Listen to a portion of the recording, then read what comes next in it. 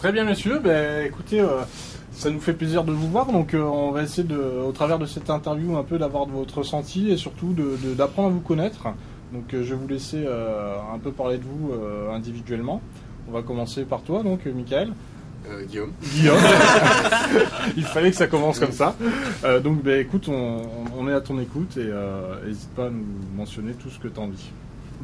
Du coup j'ai rallié Sergi depuis Laval pour participer à la Game Jam. Je suis ingénieur, je bosse sur Unity toute la semaine, donc c'était l'occasion de le faire aussi le week-end. Mais avec un petit spin, donc c'était beaucoup plus rigolo, c'était avec un sujet beaucoup plus marrant. Et de base je bosse dans la réalité virtuelle, donc je bosse sur des cases de plus, donc c'était rigolo de bosser sur la 2D, bosser sur des trucs comme ça. Donc c'était plutôt ça qui m'intéressait. Est-ce que tu peux nous dire un petit peu déjà l'âge que tu as et pour quelle entreprise tu travailles? Alors j'ai 28 ans, je bosse pour Clarté, donc c'est une association qui travaille à Laval, qui bosse pour la démocratisation en fait, des technologies de la réalité virtuelle dans la région. Donc c'est un petit peu un des points forts qu'ils essaient de pousser dans cette zone-là, et on travaille un peu à ça. D'accord. Par rapport au Global Game Jam, par rapport à ton cursus, de quel cursus tu es originaire Je sors d'un cursus ingénieur, quoi, donc c'était l'UTBM, c'est une école, l'Université de technologie de Belfort-Montbéliard, donc dans l'Est. Qui forme un cycle de 5 ans avec prépa intégrée et auquel on a suivi en fait une formation un peu plus spécialisée imagerie sur la dernière année. Très bien. Voilà. Et donc par rapport à l'événement, est-ce que c'était la première fois que tu entendais parler de cet événement? Tu avais déjà participé dans d'autres Global Game Jam ou chez nous c'est la première fois que j'y participais. Michael en avait parlé l'année dernière, je crois, en tout cas il me semble. J'ai raté la dernière. Puis donc du coup on en avait parlé, on s'est dit que la suivante ce serait sympa de la faire. D'accord. Voilà. D'accord. Et est-ce que tu avais un a priori sur ce genre d'événement en entendant parler pour la première fois? Non, ça me paraissait cool. C'était vraiment, je savais que c'était le côté très speed, ça donne des objectifs. Ça permet vraiment de se recentrer sur les priorités. Généralement, c'est tout ou rien. Soit on se foire complètement, soit on arrive à un résultat. Et c'était un peu ce format-là qui m'intéressait.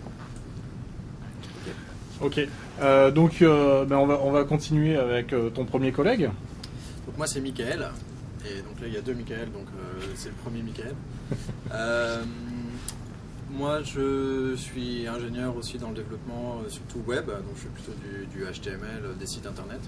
J'avais jamais fait de jeux vidéo avant, donc c'est vraiment fun. Je suis venu de Strasbourg aujourd'hui pour être là à Cergy. Et je bosse pour le Crédit Mutuel, sur le site internet du Crédit Mutuel.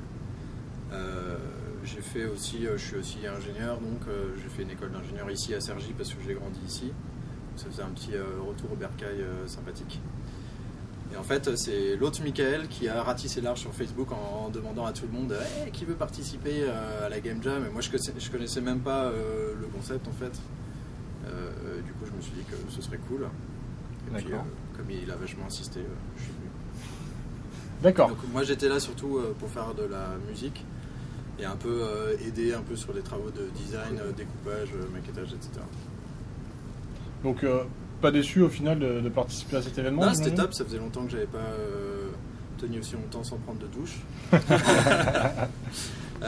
Puis non, toute l'organisation, le couchage, le mangeage, tout était assez top, donc c'était vraiment sympa.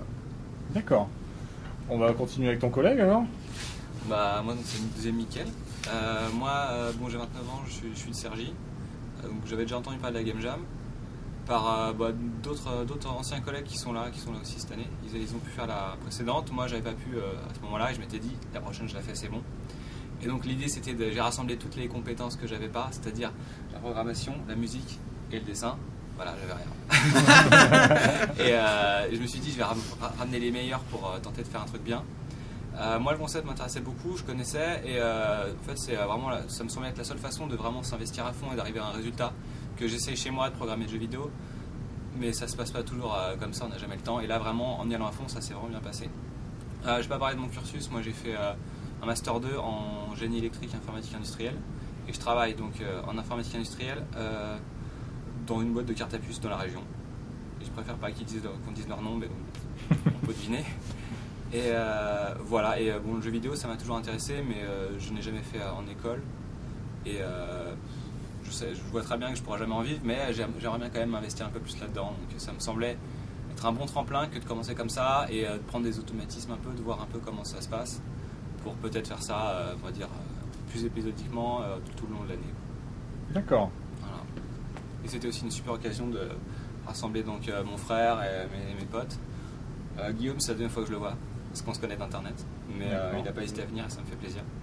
Voilà, et puis bon, mon pote Mickaël, pareil, ça fait toujours plaisir de le voir, comme il est parti, et puis bon, mon frère. C'était cool parce que ça a permis de se rassembler les gens comme ça autour d'un thème que moi j'affectionne particulièrement, et ça s'est bien passé, franchement, organisation béton.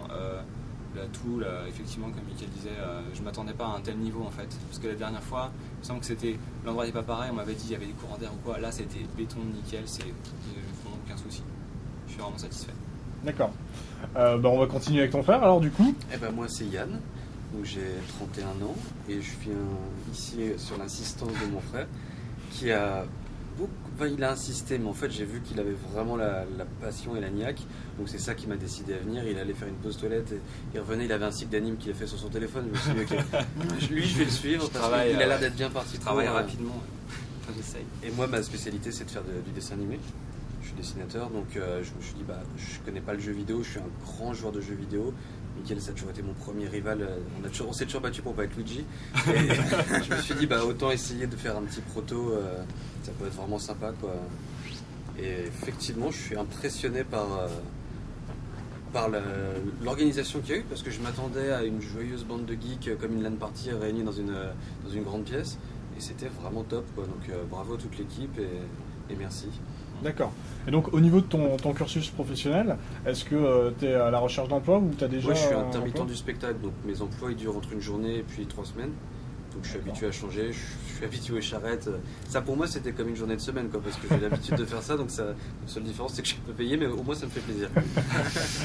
Donc j'avais ça comme compétence que je pouvais apporter, puis autant tester, de faire un petit projet rigolo. Je suis fier de ce qu'on a fait parce que c'est clairement pas parfait. Mais on a obtenu un truc qui avec un début, une fin. Voilà, c'est déjà le contrat il est rempli pour moi. Donc. Très bien. Donc par rapport à ça, on va parler un peu plus généralement de l'événement qui s'est déroulé à Cergy pour l'édition 2016. Déjà la première question qui me préoccupe un peu, donc c'est qu'on a vu que vous vous connaissiez dans l'ensemble pour la plupart du groupe. Est-ce qu'il y avait un peu d'appréhension en arrivant, sachant qu'il y avait un thème qui allait être donné normalement inconnu, enfin je l'espère, jusqu'au dernier moment. Donc est-ce qu'il y avait une certaine appréhension, est-ce que le thème vous a déçu, comment vous l'avez ressenti un peu au cours de l'événement? Moi je pense qu'il n'y avait pas tellement d'appréhension, ça faisait partie du jeu, et justement ce qui est sympa du fait d'avoir un thème, c'est que ça te focalise. Si tu arrives sans avoir d'idée, justement ça te donne une idée. C'est une contrainte qui crée en fait. C'est une contrainte créatrice, on dit ça dans le milieu. Ouais.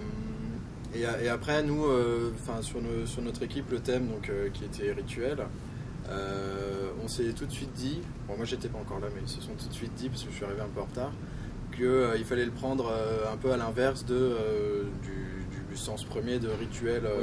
Je pense qu'il fallait en jouer, en tout cas.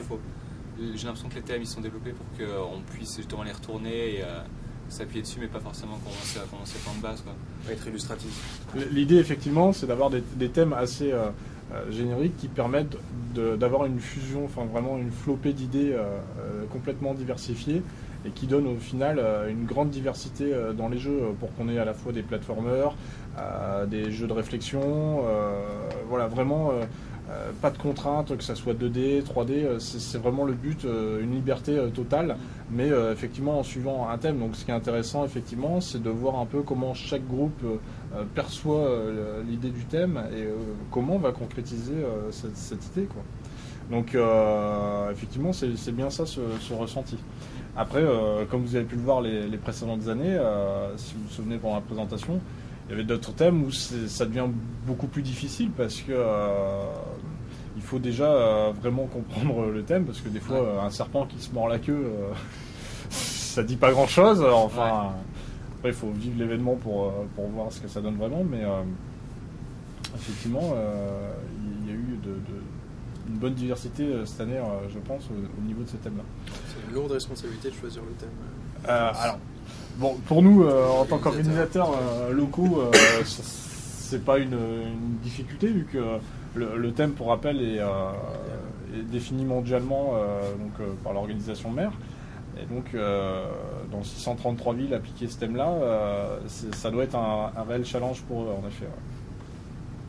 Ouais. Donc, plus particulièrement, par rapport au niveau des compétences, donc, on a vu que vous aviez un peu chaque branche. Est-ce qu'il y a eu des difficultés au niveau du planning parce que 48 heures, c'est très court, hein, au final. Donc, l'organisation est primordiale, j'imagine. Il faut que le graphiste envoie ses sprites pour le développeur dans un temps donné. Le développeur ne peut pas forcément avancer sans avoir le son, etc. Et inversement. Comment vous vous êtes débrouillé un petit peu pour vous organiser? Alors là, ça s'est super bien passé parce qu'en fait, les graphismes et la musique nous sont tombés dessus. On s'est fait, on a une avalanche quoi.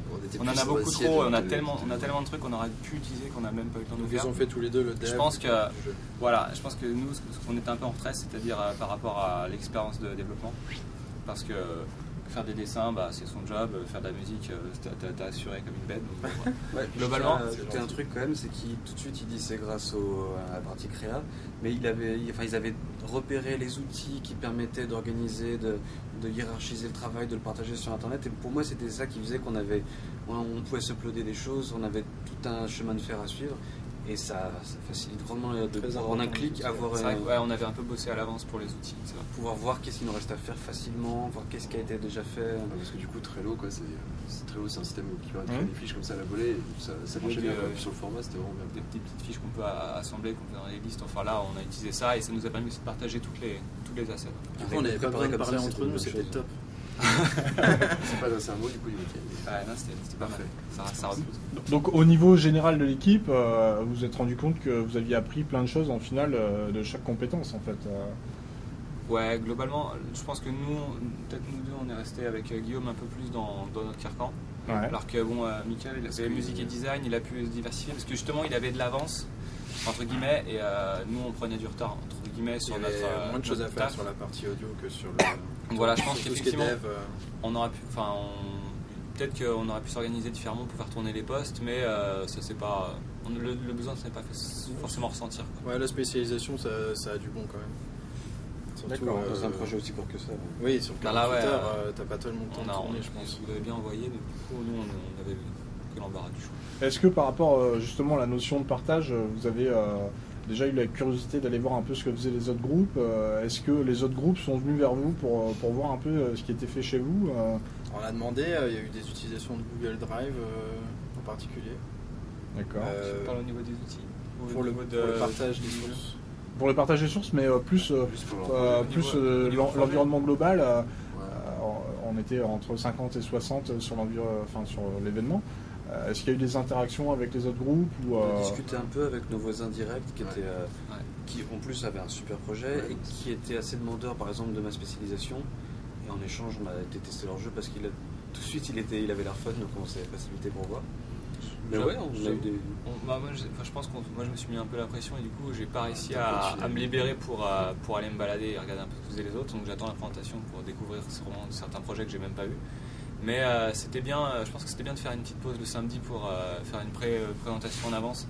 Parce que là, moi, c'est vrai que j'avais pas envie de décoller parce que on avait des choses à faire. Ouais, grâce à la cigarette, j'ai un peu plus discuté avec les gens. Merci avec les autres groupes. D'accord. Au niveau des locaux, est-ce que vous avez trouvé ça justement adapté par rapport au type d'événement ou moi, j'ai pas vu d'inconvénient. Franchement, d'accord. Enfin, même il n'y a pas de bruit. Enfin, on n'a pas fini avec le mode de tête. Non, c'était bien. D'accord. La seule peur que j'ai toujours un peu, moi, c'est de laisser tout le matos là-bas, dans une pièce là-bas, alors que c'est un bâtiment qui est ouvert au public devant, même s'il y a. Ouais, en étant concentré, je pense que les gens sont pas très attentifs, donc c'est peut-être le seul point un peu gris, pour pas dire noir. Je crois qu'il n'y a pas eu de problème à ce niveau-là. En tout cas, sur cette édition. On n'a pas eu encore de problème. Mais bon, c'est un risque effectivement. C'est vrai que tu y penses à chaque fois que tu veux pisser. C'est ça. Mais si tu te dis, ouais, j'ai peut-être tous mes camarades qui sont ils ont le nez dans l'écran, ils sont en train de coder, il suffit qu'il y ait un mec qui passe, hop, téléphone dans la poche. Quand toute l'équipe dort, tout simplement. Mais j'ai l'impression là-dessus, qu'ils étaient vigilants quand même au niveau de la sécurité. Ils étaient attentifs, donc ça fait plaisir aussi. Oui, la nuit, je pense qu'il n'y a aucun souci. Ouais, effectivement, Ouais, il y la avait journée, donc en fait. 2 personnes de la sécurité pour suivre l'ensemble de l'événement. D'accord, Après, ça, c'est on vrai sait. que je comprends un peu vos inquiétudes. Je pense que c'est pour tous les événements de grande taille une contrainte qui est présente. Par rapport plus précisément à l'événement, si on devait finir sur un mot ou une expression qui, pour vous, définirait cet événement, vous me diriez? Charrette pour vous, non? Non, non. Moi, je dirais une Il frame. n'y avait pas mes bananes, ça est beaucoup ressorti, mais je sais pas, c'est vraiment. Comment dire, on veut dire que c'était intense, quoi. Pour moi, c'était très intense. D'accord. Du code et de la fureur. Ah bah, on n'a pas beaucoup dormi. Mine de rien. Vivement le boulot qu'on se repose. Ouais, Ouais. c'est ça, ouais. Bonne phrase, ouais. Je pense que ça va être ça la phrase. Vivement le boulot. Ah, peut-être pas quand même. D'accord. Donc en règle générale, satisfait? Pleinement. Parfaitement. Très très. On reviendrait la fois prochaine, moi je serai là. Peut-être avec mon frère, peut-être avec les gens qui veulent venir, mais je serai là. À la bonne heure. Bon, en tout cas, merci en plus du déplacement de Strasbourg. C'est pour nous, en tout cas, c'est vraiment très sympa de voir que on a des personnes d'autres régions qui se déplacent. Donc, on est pressé de se revoir pour l'an prochain. Merci. Merci pour Merci à vous. l'organisation. Merci.